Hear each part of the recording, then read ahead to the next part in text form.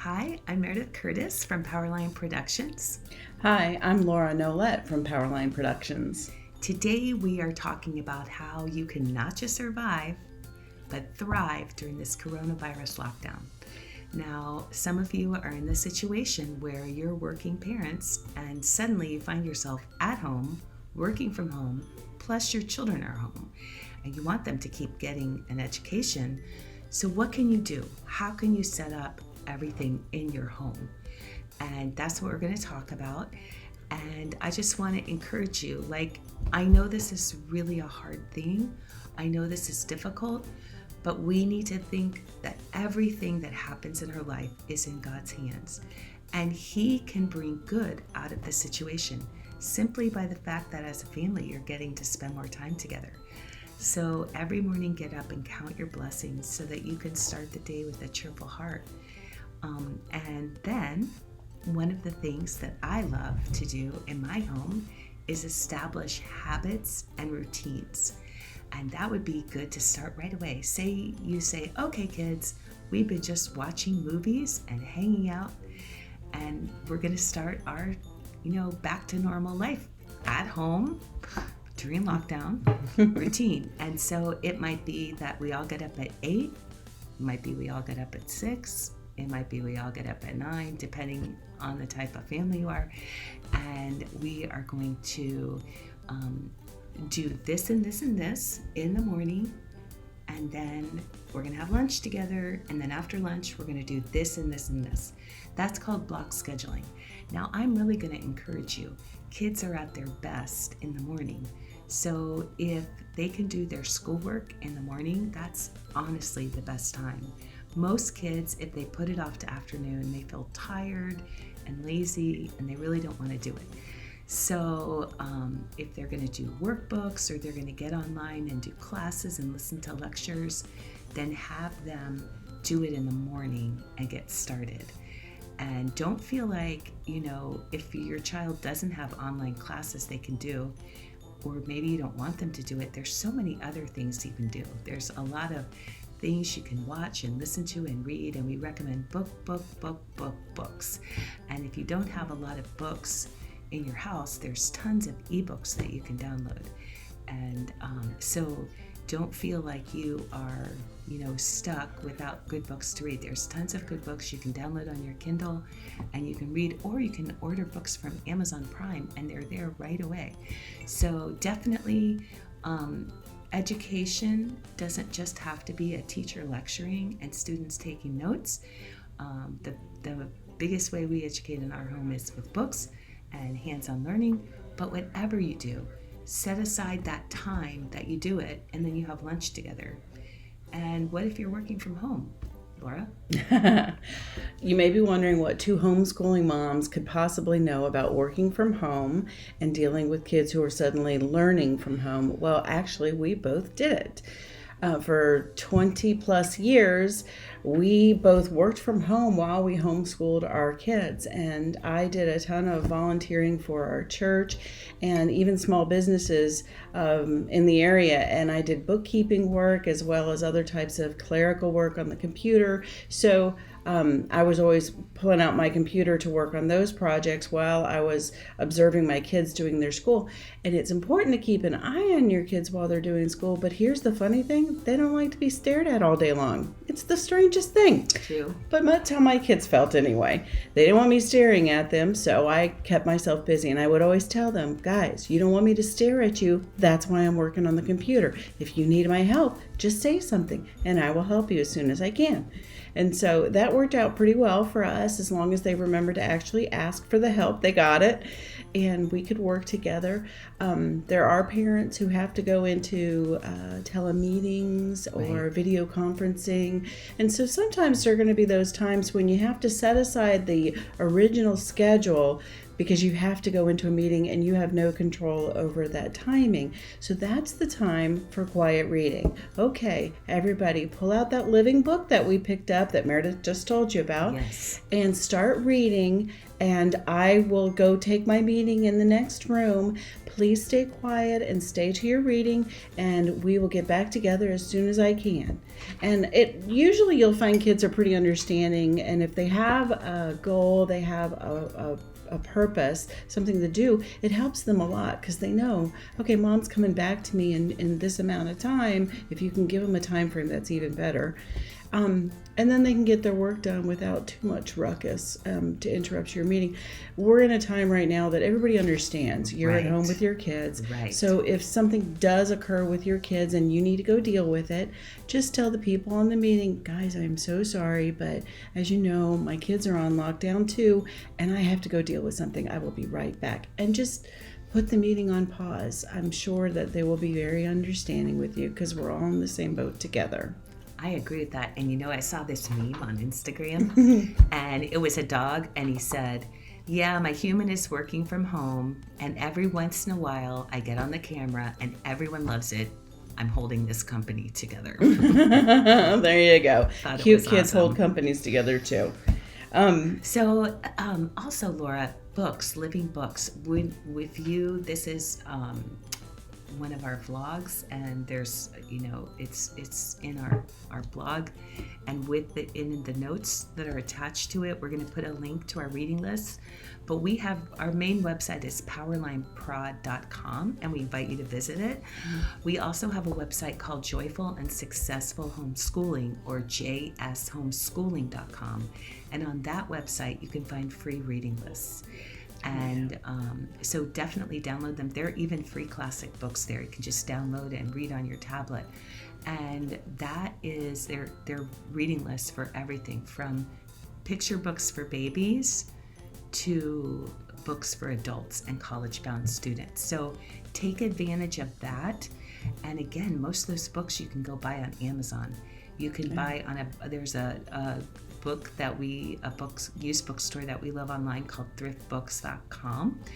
But that, of course, takes a few more days to get there. But Amazon with Prime, it could be there in a couple of days. So take advantage of, reading books and getting things. Oh, what about the free books from Gutenberg? I always forget the exact website address. Is it Gutenberg.org? Gutenberg.org. Gutenberg.org, and that is a bunch of classics. And they're all public domain, and you can download any you want. And they're usually in ebook form, HTML, plain text. whatever you need for your computer, your tablet, you can download them. So some real classics and just some beautiful Christian books and things. Don't forget that learning can be fun, and not all hands-on learning has to have mom right there. Although if they're going to build a volcano that explodes, you should be there. But there are lots of things. Pinterest is your best friend. Go on Pinterest and say they're learning chemistry, hands-on chemistry, or say they're learning, about architecture, hands-on architecture projects. And maybe you can say to your kids, if they're studying architecture or they're studying history, and say, oh, I love architecture from this time period. Why don't you design a house? Or, the 1900s. That's about the time that theme parks became popular. Why don't you design a theme park? And, what? Is that school? Yes, but it's fun. And they learn and they remember. So have fun. And we have amazing, fun products at our site, powerlineprod.com. Just go to our store. There's all kinds of history fun, geography fun, cookbooks, timelines. Your child you can order the American History timeline, and they can learn all about American history by making a timeline. Or you can order the cookbook, and they can learn all about American history by cooking. And of course, there's history in there too. So we have a lot of products that you can use that are hands-on, but the kids can do on their own. Like they can cook on their own if they're a certain age. There are school districts and even local news channels all over the country that are putting out online education materials for your students.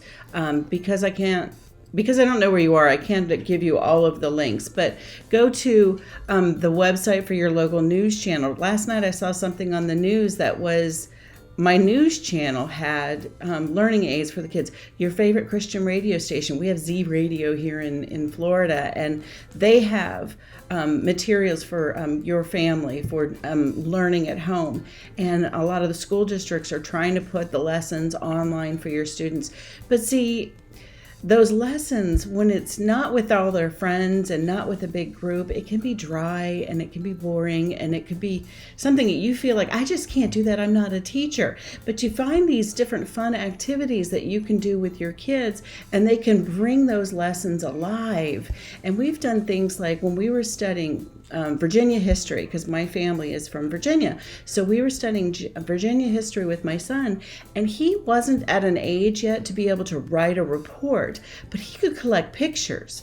So we went online or used clip art, because I do graphic art on the computer, and we found a bunch of pictures of presidents and the bird and the tree and the flag and scenery from all over the state. And he put together this great little book that was just all these pictures, and either he would, after the fact, handwrite on it captions to go with it, or I would do it on the computer. I would add a little caption to these different pictures for him.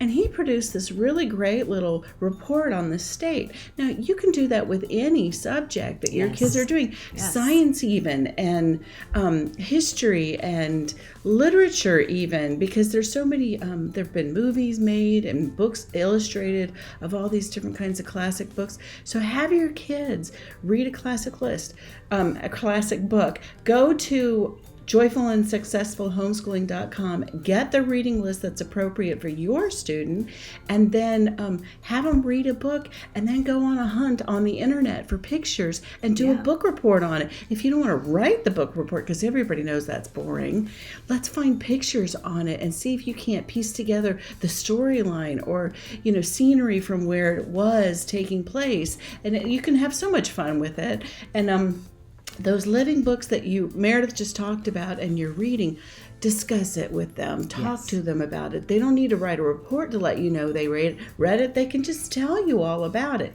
Even maybe put together your own little book club tea party, or for the guys, a book club hot dog party or burger party or pizza party, and just sit around and eat your pizza and discuss the book, the adventure that went on, and maybe just a couple of you at a time in the backyard enacting some action scene from within the book. And you can have so much fun with these different projects with kids of all ages. I mean, boys and girls do not grow out of wanting to have fun just because they get into middle school and high school. Yeah, and also I'm going to encourage you to limit screen time. We don't keep any computers behind closed doors. All our computers are out in the open. I would encourage you to keep your computer out in the open, and if you're not going to be in the same room with your child because you're working, be in a room where you can easily go back and forth to see them. I would work in the same room, and I would not assume that they are not going to be tempted to maybe look at some bad sites while they're on the computer. So make sure that your protection is updated on your computer, and talk to them about what's appropriate and what's not appropriate, and realize that this is an opportunity to grow closer. So don't just disconnect from your kids. Connect with your children. Even if you just walk in and pat them on the shoulder or say, hey, I love you, or, just walk in and wave or something. Just stay connected during the day, because your kids are lonely, you're lonely. It's hard to be locked up. And if you have an extrovert, your extrovert is going crazy. So allow them to text, allow them to something with their friends to touch base. And then finally, make time for the Lord, because our hope is not in the government. Our hope is not in the scientists at the CDC. Our hope in this time is Jesus. Only He can change everything. So pray every day, not just for your own family. Pray for those you know who are sick. Pray for our nation. Pray for the world. pray for revival. God always wants to turn something bad into something beautiful. And what if this is a time of revival? Wouldn't that be exciting? And wouldn't it be worth it? So don't forget God. Make him a priority. I like to start the day by reading the Bible and praying, and I encourage you to do that with your children. But no matter what, God has his hand on you. Keep looking to him. And there's so many practical things out there. Visit us at powerlineprod.com. You'll love our blogs, and they're really helpful and practical. You'll love our products. You will love getting to know other homeschoolers. So God bless you. Have a wonderful lockdown. God bless you. Thank you.